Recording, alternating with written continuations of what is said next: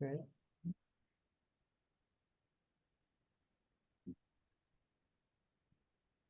Good evening, everyone. Thank you for joining us this evening for the National Widows Organization webinar. I want to introduce our two panelists today, Dr. Howard Ivan-Smith and Dr. Robert Geibert, who will share with us their experiences, insights, and thoughts. And afterwards, we'll look to you for questions and answers, which will help you address some of the concerns and questions that you might have this evening. Dr. Geibert, please share with us your story and experiences and help us get some insights. My name is Bob. I'm a widower and I'm also a gay man. I'm going to talk to you very casually about how I grieved and survived after my husband of 29 years suddenly and unexpectedly died. I think that there's a difference with gay couples or same-sex couples in the grieving process and after the death than there is with straight couples. And so as I was thinking about that, I decided that I wanted to tell you what my thoughts are. My husband and I were together for 29 incredible and amazing years. We had a wonderful relationship. We were married in 2004 when San Francisco opened up, same-sex marriage. Every one of those was annulled. So we were married again in 2008 when it became open for a while in California. Greg and I are both registered nurses. He was a university professor and he also consulted internationally. I, on the other hand, love patient care. And so that was my focus. And I've had 41 years of amazing experiences as a nurse. I'm retired now. On the day of his death, we were both at home. He wasn't feeling really well. He had a cough, and so he was in another part of the house. But he came into the bedroom where I was sitting, and he said, "Would you take my blood pressure? I can't feel my pulse." I couldn't feel it either, but he was awake, he was talking, and he did have a blood pressure. So then he started going in and out of consciousness. And then I thought, this is not right. I called 911, and while they were on their way, he seemed to be getting worse. So he was sitting down and he looked at me.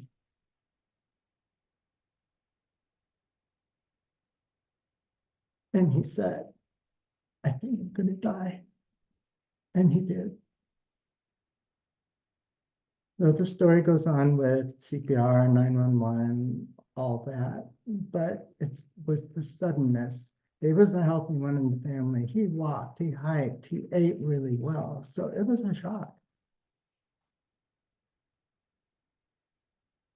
We were loved by both of our families, and I think we were very fortunate because of that. They supported us. And I know that doesn't always happen, especially in gay relationships. Sometimes parents of the dead spouse finally figure out that my son was gay, my daughter was gay. This may be brand new information to them. And maybe the relationship shared their closeness with, "Oh, we're just friends. We're roommates. We share the house. We're partners, or we're married." It's all over the map on how people share that information. But it becomes real when one of the partners dies. There's no question about it.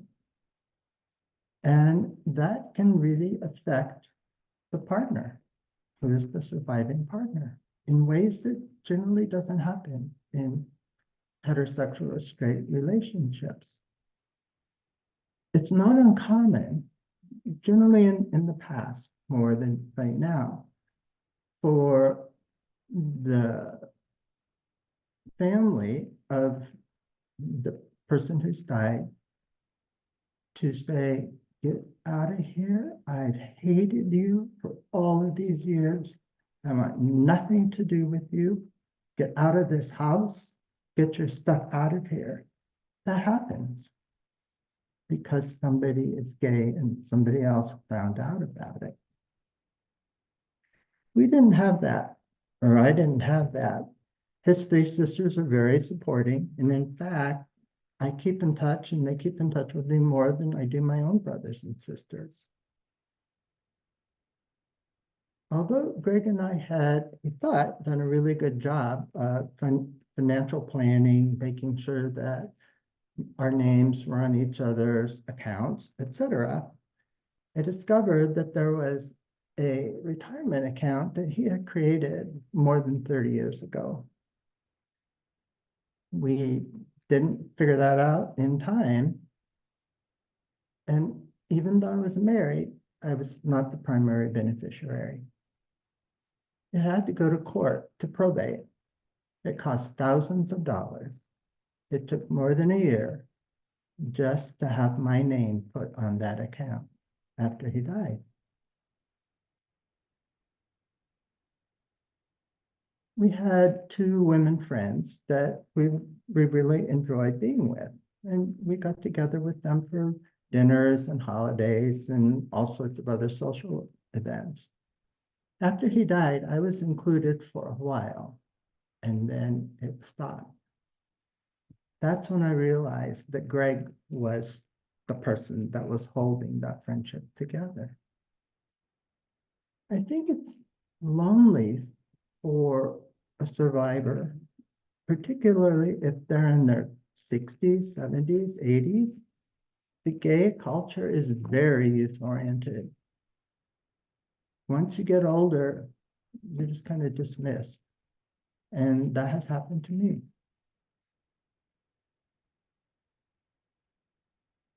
Some gay couples have children in their lives, maybe from earlier marriages, maybe from adoption, all different things.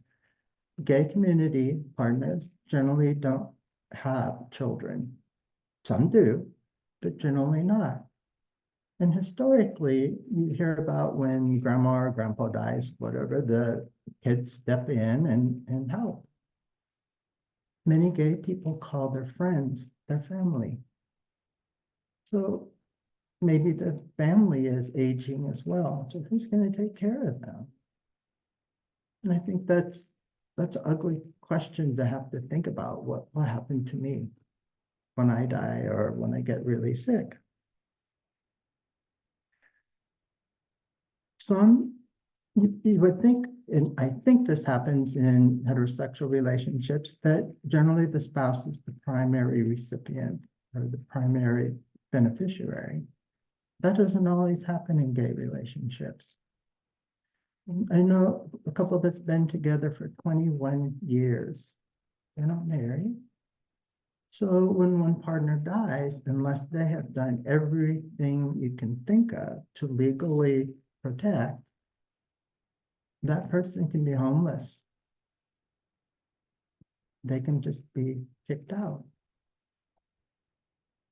And so that's something, that's just a suggestion, I would say, to be really careful with that and very clear with it. So in summary, I think there are differences that we experience as gay widowers, and especially a sudden death. There's no more opportunity to see it coming, so we better do this and we better do that. It had to be done before. So that's what I would just like to share, that it was a huge shock and seemed unreal. He absolutely did not want a memorial service. And his family came and they were so upset with me that I hadn't planned that. And I said, he's told me multiple times he does not want a memorial service, and so he will not have one. If you want to plan one, you can. And so we kind of compromised, and they were visiting me. So we had a really nice dinner. We uh, had friends come in. We didn't talk about Greg. We just had a good time together, celebrating his life, but the dinner was not about Greg. He always told me that I want people to be with me and love me and care for me while I'm alive. It doesn't mean anything after I'm dead.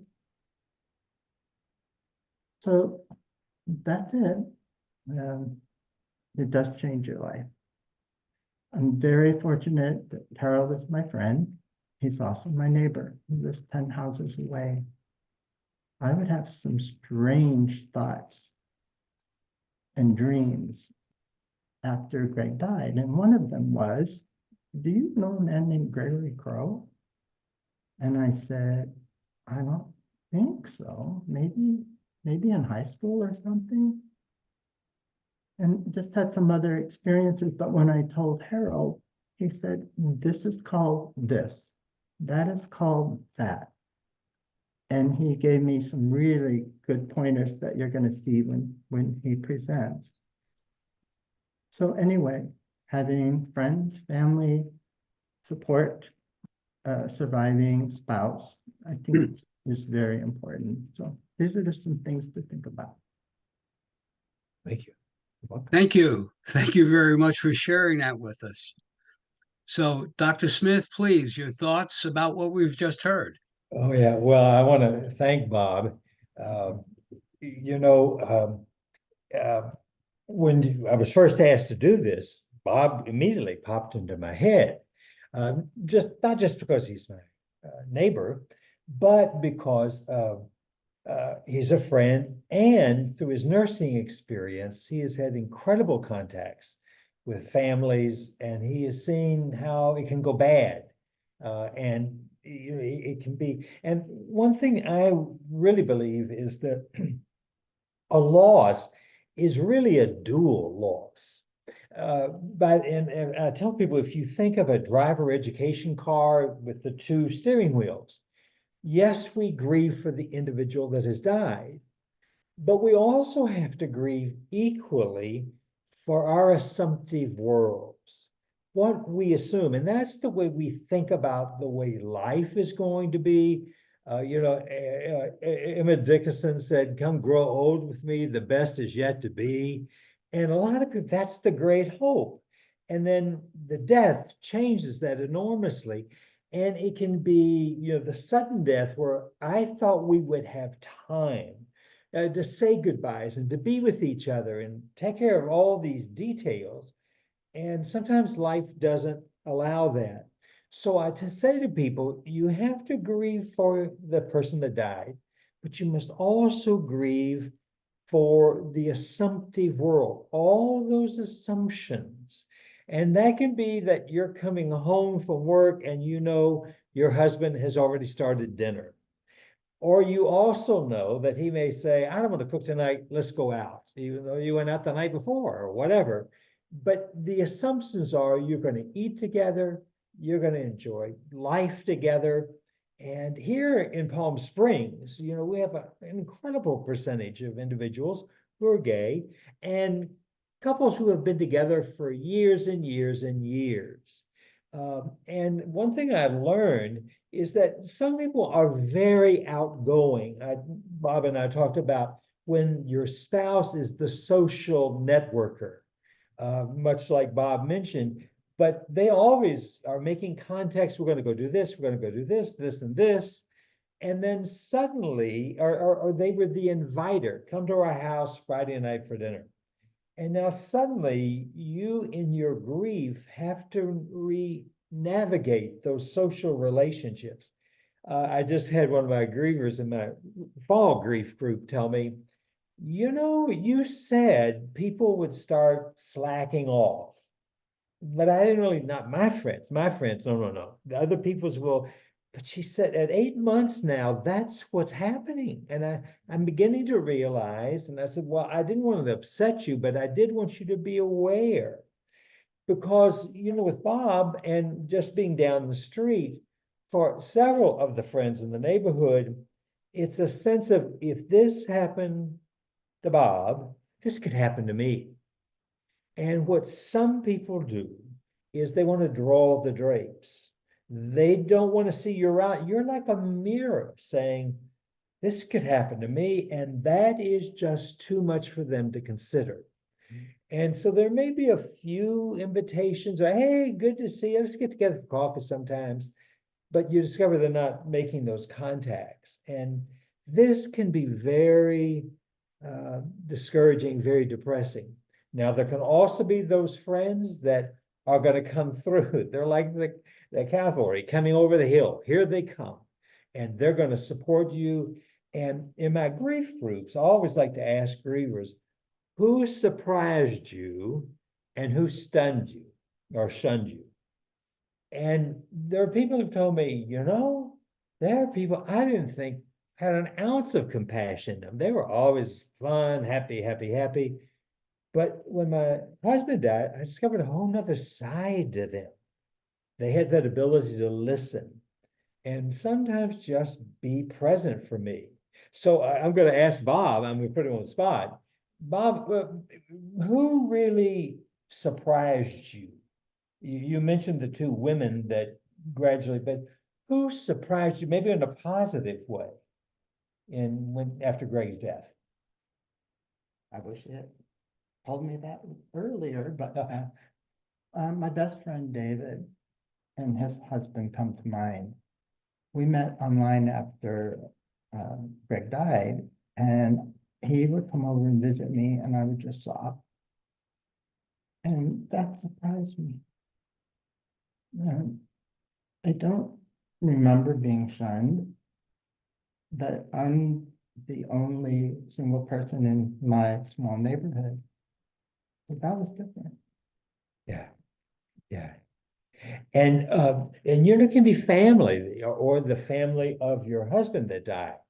It can be social neighbors even, because sometimes it's not they want to hurt you, but they would often say, we just don't know what to say, so we didn't talk. And one thing I've drilled into individuals, and I do a lot of funerals and committal services every year, and I always drill into every funeral. A person is not gone until two things happen. Number one, you stop saying their name. And this has been fascinating for me in being in meals with Bob. He has never hesitated to say Greg's name. And I love that, because sometimes people go to pronouns, my husband, and it's so wonderful to hear that name. And the second thing is, I tell people, you stop telling stories about them. And Greg had just marvelous stories, not just in the United States. He created an incredible program of training, he and Bob, of training nurses in Vietnam. They went to Vietnam on one of their many vacation trips and found out about what nursing was like and decided that they could, upgrade the standards. And they began asking their friends at various medical schools and hospitals, come and go with us to Vietnam. And they began doing all these training programs to really stretch the growth of understandings of nursing and to move it toward Western nursing, in a sense, because Vietnam is becoming a very modern country. It's not the Vietnam of years ago. It's a happening place. And so even though that program formally ended, the training programs are still going on across Vietnam. Now, Greg's been dead 4 years, but people across Vietnam know the name of Greg Crow and Bob Geibert because they came and invested and they gave so much of themselves. And, sometimes those conditions weren't always ideal in rural Vietnam, but Bob and Greg were there, and there's that growth of people and nurses who have learned that I can trust my judgments. And so that's a legacy. And this is a thing too that's very important. Did our lives amount to something? Did they count? And the important thing is we want to know our lives, our relationship counted.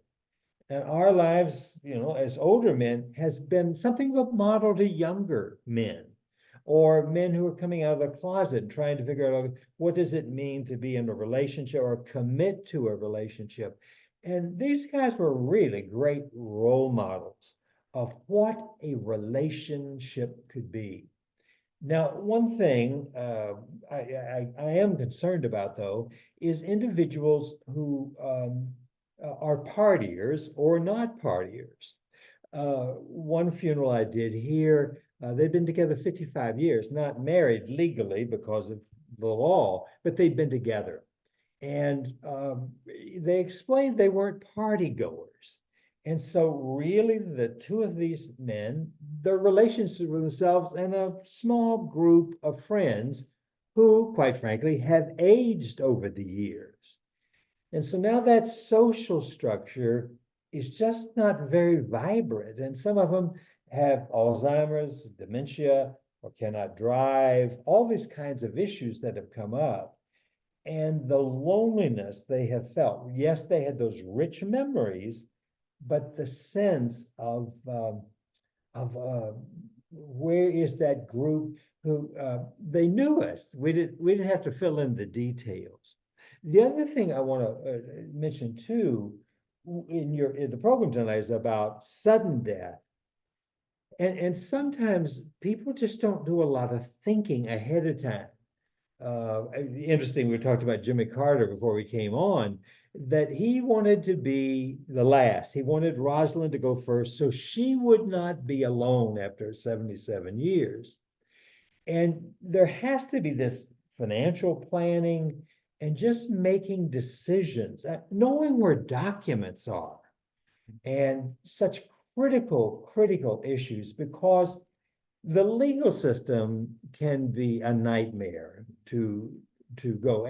And sometimes the finances are not necessarily blended, but they're kind of fluid. And now how are you going to live? And for some people, it's critical. It's not just the death of my husband. It's now I'm reduced to one income. I've lost a co-income. So how am I going to live? Or how am I going to keep this residence? I love living here in the desert. How am I going to afford that? We had just across the street, a man and his partner were there, and his partner was still working. So he still traveled, and he landed in LAX, and he said, now I'm getting ready to leave LAX. And so his husband knew, okay, that's based on traffic, 2.5 hours. Okay, he'll be home by 10 o'clock. And so 10 came and he wasn't home, 11, 12. And then came the stunning discovery at a large mall area. He had stopped to go to the bathroom and get a little bite of eat, and he had been robbed and murdered. So now his spouse has to discover this happened, the trauma of it, but he was older, and their house is not designed with a casita. We have a casita. Bob has a casita. So it's kind of separate. But now this older widower is saying, I need someone to take care of me, but I cannot, my house will not accommodate. I've got to sell the house and move. So you're seeing this abruptness. It's not just the death, but we thought we would have these things. This can also be travelers who have traveled to Timbuktu, like Bob and Greg did. Their passports were pretty worn out. But now, do I feel comfortable traveling by myself? And just the headaches of traveling. Sometimes you have one spouse that's good at arranging this, and now you're suddenly dealing, oh, how did they do that? Oh, there's some way they did this.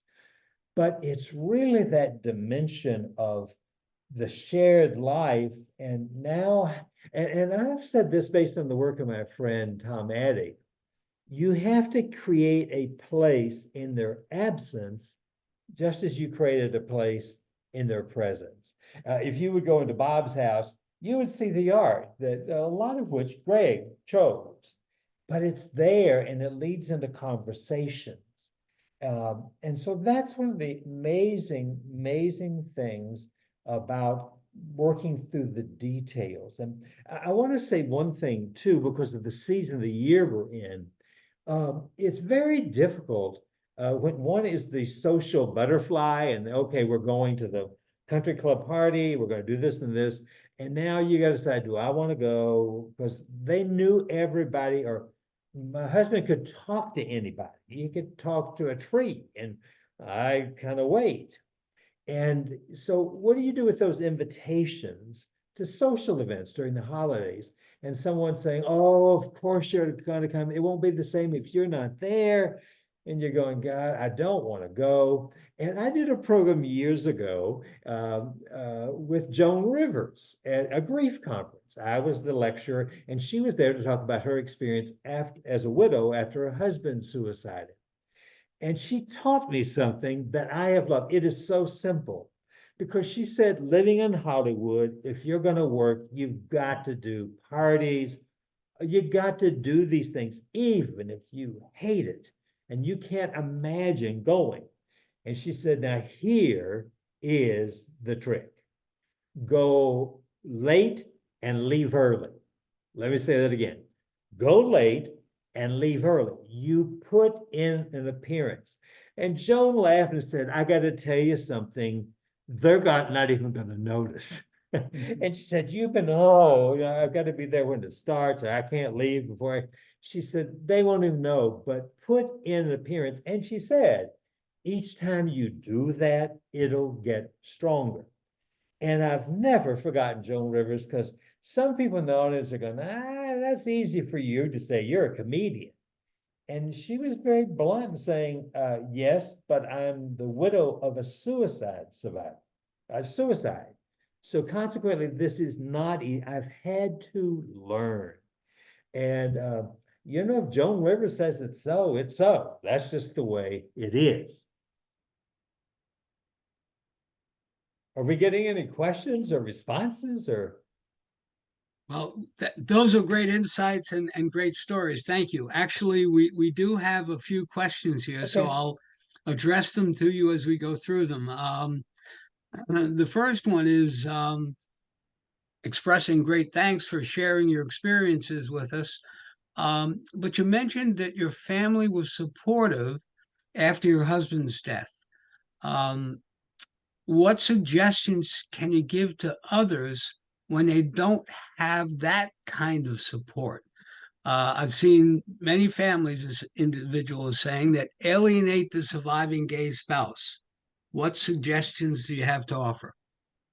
Hopefully you have good friends that can pick up and help in that place.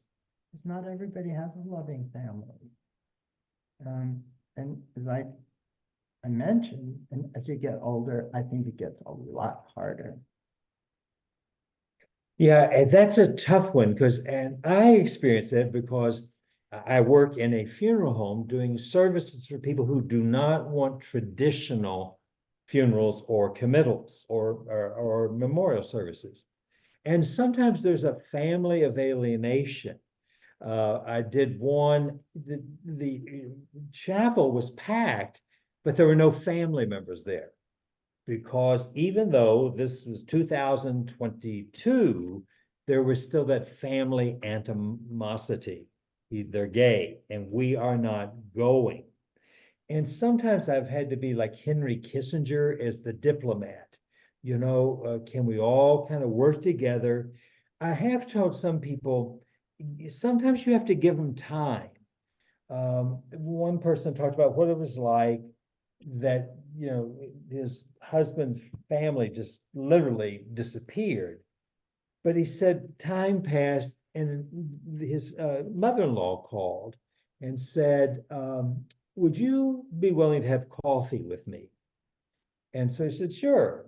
And of course, he was generous in spirit. But yet he wasn't quite so sure what this coffee was going to be about. But the mother began to talk about how over the years she had come to understand how deeply she had wronged them. And she said, my husband is a horse of a different color, but I want to take responsibility for what I did not do that I should and could have done. And he said it was a bridge. And we started slowly, but he said we eat lunch maybe once every 3 months or something, but it's that bit of contact. And he said, I would not have dreamed it at the funeral. This also is an element that I see what I call the ritual wound or insult. The ritual wound or insult.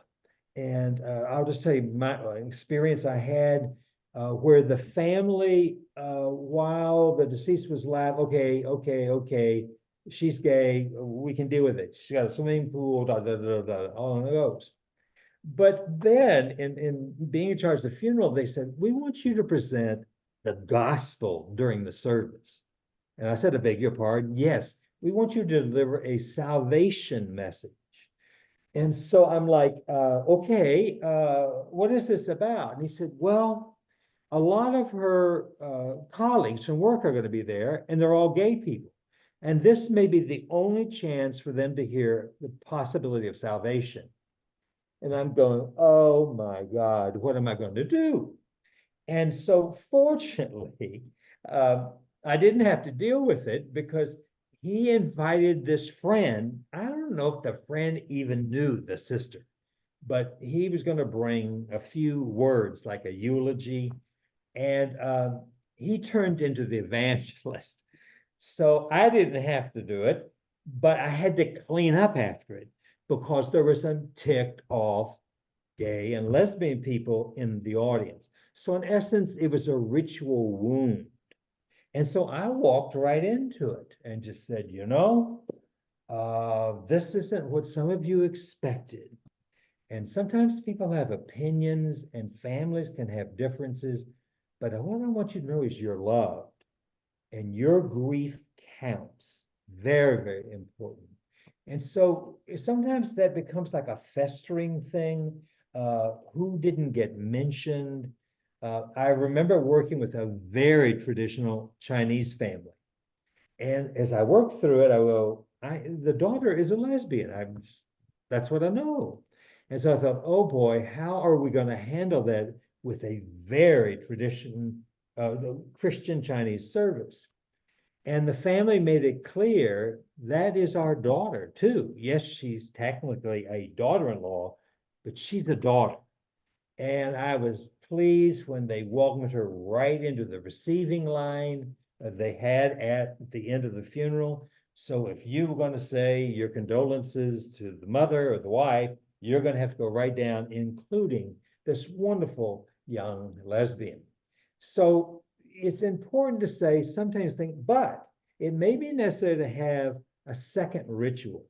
Sometimes the ritual, the funeral, is done a little too soon. And sometimes you need to say, maybe on their birthday, we want to do a second type of ritual. Or in Judaism, it's honoring the first anniversary of the death. And it's making a space. And I know it's the holidays, but let me say one more thing. When my father died, my family's Southern. And so nobody mentions Papaw. That's what he was with all the grandkids and great-grand, because that'll just upset Mama. She'll start crying and it'll ruin everything. And so we went through that family gathering and no one mentioned Papaw.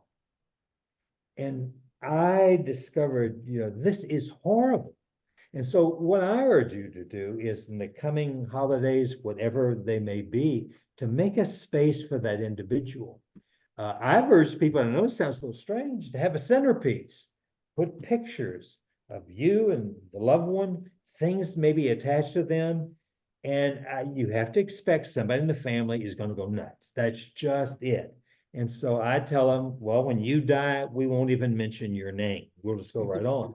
Or you might want to do a side table or something with it's like the ofrenda, which people of Hispanic, Mexican heritage do on Day of the Dead. It is a way of saying the name. I don't have it in front of me, but I'm doing a program for 700 grievers Tuesday night, and there's using empty ornaments to say, okay, you take this ornament home. This may be what you feel like. You feel totally empty, but this little top comes off, and I want you to think of something you can put inside this ornament that's about your husband or your gay uncle or whatever it may be. And then you hang that on your tree as a remembrance. And it's being proactive during the holidays, because even on good holidays, some families, they're going to get wild.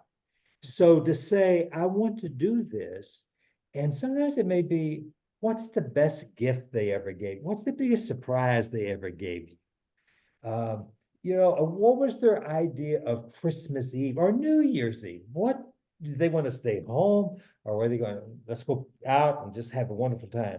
But making space in these coming weeks for your deceased husband. It's so important and you're modeling it to someone. Well, I remember when Bill died, his partner, Kevin, just went right ahead, and the cards and everything. But they did that, so I can do that if, God forbid, my husband dies. I can't rattle on too much, but this season can be so devastating for widowers. Yeah, but those have been insightful. It's very interesting how the grief process through all cultures is, something that we share regardless. Another question that relates to some of your comments about the difficulty for aging widowers. And the question is wondering who will take care of me when I'm alone or when I'm sick. Can you share some suggestions that might alleviate the worry or the concern about that issue? Well, I kind of think it depends on if you have financial abilities to do things. If you don't, which not everybody's wealthy when their partner dies, it becomes much more challenging. And you were talking with us before about online support groups and for grieving widowers. I think that's a great idea. And people are more comfortable now doing online things at a distance. So I believe that even if you live rural Nebraska or wherever, you would then have an opportunity to have people who cared, even though they didn't know you, but they know what it was like for them.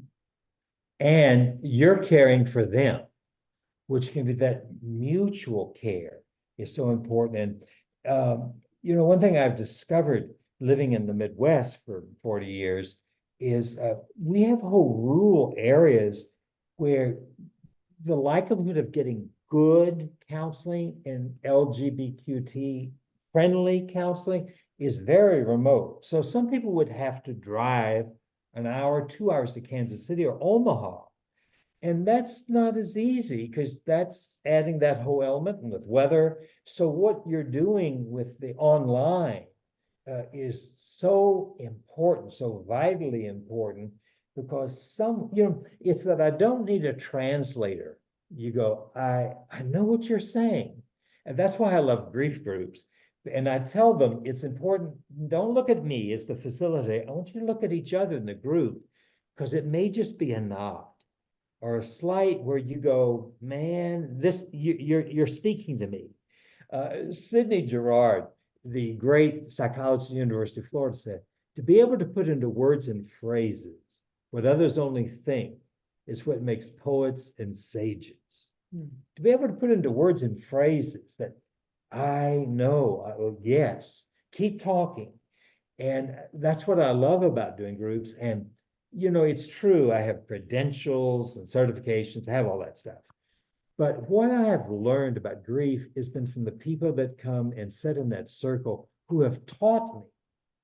And I've gone away sometimes just going, that is absolutely amazing. Recently, I had a person in the group who asked, can I come? My partner hasn't died, but he's developing Alzheimer's and I'm losing him. And that was a door opener to me. And the other thing I want to say is, a lot of people assume here in Palm Springs, Rancho Mirage, they're all wealthy gay couples. And it's true, there are a lot of very rich couples, but there are also some people who live very close to the bone. And so that loss of the other Social Security or that other check, and here where rents are so high, and to be a safe place to live. You can find places to live, but are they safe, nurturing places? And this is a struggle for many when they come to understand this. I did not think I would be a gay widower. And this can also be the case with older, younger. You assume the older spouse is going to die. I mean, first, you just kind of assume it, and you die, and then they are left. We're laughing about all the technology. Boy, I can only survive technology because my partner, because there are 97-year-olds in my neighborhood that I can go say, come fix this computer. And it is scary. We have all these automated light systems. I don't know what I would do if something happened to Greg. I would be like, oh my God, I guess I'll just be in the dark. I'll get some candles and I will survive this. But that's those assumptions. And the assumption has to be, even if an unexpected death happens to me, I believe I have inner resources that can stretch. I wrote a book about Eleanor Roosevelt, and her husband died unexpectedly, and she said something that was stunning to me. 12 days after he died, Eleanor said, "You must do the thing you think you cannot do." And I have shared that all these years with widows. What is the thing you think you can't do? I think I can't go to an open house or a New Year's party by myself. I don't think I can walk into our favorite restaurant. And so sometimes I said, well, okay, would you be willing to go and get a salad, just a salad? And if it's too much, leave some money and leave. But it's possible there's some memories that'll only get stimulated in that restaurant. There's something about when it's a favorite restaurant, a place you've loved to go. And you sometimes have to say, I need to move forward. Now, I do not believe in moving on. Let me be very clear about that. But I do believe in moving forward. And sometimes there are 2 steps forward and 3 steps backward. But I just believe you can do the thing you think you cannot do. Thank you. That's very insightful, especially when you talk, both of you, about the challenges of the legal system, especially financial issues after death, traveling by yourself, being alone. How do you create that safe space that you talked about? How do you work through those details? How do you do that? Forcing yourself to go that last bit that you just talked about from Eleanor Roosevelt. Yeah, well, and Eleanor had to do it because she thought she was Mrs. Franklin D. Roosevelt. In fact, she told a New York Times reporter the week after Franklin died, the story is over. No one will even know who I was in 10 years. And yet that's not true. But I think it's, if you expect your partner to provide all your nurturing, to be the one that props you up, and there are relationships like that, or they're a control freak and they literally control you. There has to be some moments when you begin to say, okay, I have to take good care of me. I now have custody of me, full-time custody. And so what are some things that may be uncomfortable, but I really need to try, at least try. And sometimes it takes a strategy. to moving toward that. And sometimes that's where a good group comes along, where somebody that's further up the road says, oh yeah, I couldn't go in our favorite restaurant for 3 years. I couldn't go in that bar again for 4 or 5 years. But one night I just thought, I'm going to try it. And that may mean I got in the car, drove there, got in the parking lot, walked through the door, but I went home. But the next time I'm going to go through the door, and the next time I'm going to stay. And it's that, it's unfortunate in relationships that we sometimes expect so much nurture from the spouse that we really don't have a lot. And I think this is something Bob hinted at. Sometimes you are blessed with such a unique husband. And you see other people's relationships and you go, thank God I don't say that. And the issue with that is you can sometimes say, like, there will never be anyone as good as Greg. And that could be true. But, even Greg had a few negatives and not very many, but a few. And so it's learning to say, I need to be open to friendships, relationships. There is that threat that some gay men jump into a new relationship. Take my pain away. And I understand why, but it can also be difficult to say, our sexual relationships were so well tuned. We knew each other so well. And now here I am with a stranger, and I don't know, or my body is not what it was when I was 25 or 30 or 40 or 50. So how do I make myself vulnerable in new intimate, or at least leave the door to those relationships? So it is about making the decision. I've got to take good care of me. I've got custody of me, and it's in small steps, not necessarily quantum leaps. For example, Bob spends part of the year in Mexico, and is a wonderful home in Mexico, and he loves it. He speaks Spanish, still taking Spanish lessons. But I don't know if I could do that, to suddenly go spending 6 months in a foreign country, but Bob has. And you want to say, Bob, you're 65 years old. Do you really think you want to spend time studying Spanish? And yet he does. And it's wonderful to be in his home in Mexico, and he can speak Spanish. And I'm going, see, and you go, who told me that you couldn't learn a language at 6? Where did that idea come from? And he's adventurous, that he was willing to say, I'm going. And some people go like, Bob, are you sure you want to do that?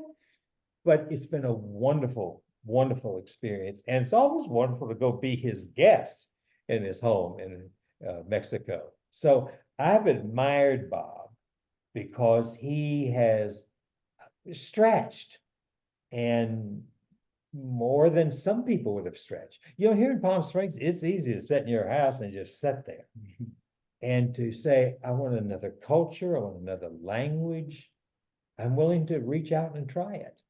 And I hope if I die, when I die, my partner Greg will say, I want to be adventurous like Bob. That's what I want. I don't want to sit in this nice house in Palm Springs and let life pass me by. The great philosopher Forrest Gump once said, always be able to say, at least I didn't lead no humdrum life. And I think that can be a real threat to gay widowers. I'm now going to live a humdrum life, looking constantly in the rearview mirror, all that I used to have. And they get this huge rearview mirror, and they're trying to look through it. I don't see much future out there. And that's why the front windshield is so large. The rearview mirror is so small. And sometimes we just have to say, I think I'm trapped in a rearview mirror, and I need to see what could be out there to enjoy and experience. Well, thank you. This has been really insightful, and we appreciate you sharing, uh, Dr. Smith, your your insights, your humor, your stories. Dr. Geibert, again, sharing your own personal stories has been helpful. I know people will appreciate this, and we thank you very much. And from the National Widows Organization, we thank all of you for participating this evening, and we hope you'll join us in a future session. Good night, everyone. Night, good night.